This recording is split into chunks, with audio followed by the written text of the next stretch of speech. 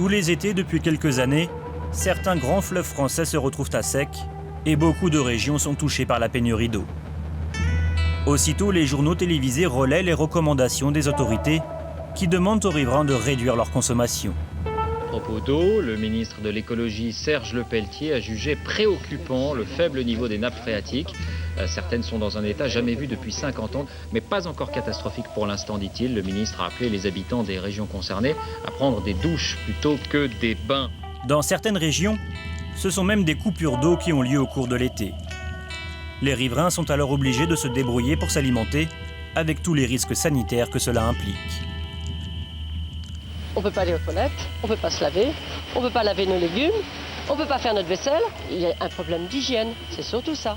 Conséquence plus inattendue et encore plus inquiétante pendant ces sécheresses, il faut arrêter certaines centrales nucléaires.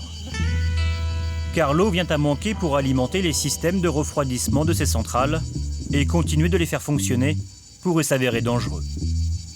Nous avons cherché à comprendre comment la France en est arrivée là et qui étaient les responsables de ces pénuries.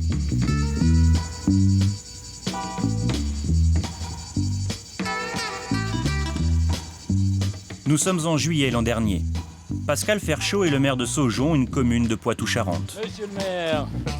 Sa ville est frappée de plein fouet par le manque d'eau et les habitants l'interpellent régulièrement sur la situation.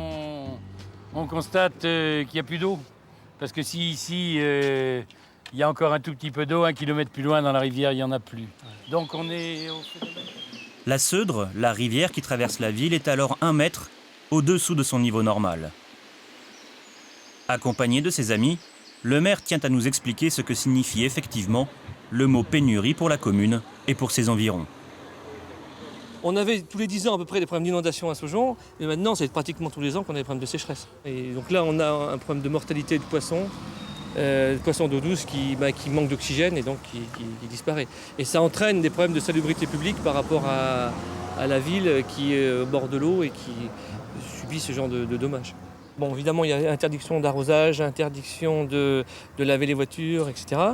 Nous, sur Saujon, on avait des plantations d'arbres cet hiver. On a trouvé une astuce, c'est qu'on réutilise l'eau de la piscine qu'on a recyclée pour au moins sauver ce qui a été planté l'hiver dernier. Vous pouvez voir un peu plus loin, il y a des installations où je crois même que vous avez eu des champions de kayak au niveau français. Et donc ici, internationaux, on s'entraînait, etc. Il faut que les pieds touchent par terre pour qu'ils puissent faire du kayak. C'est quand même inadmissible.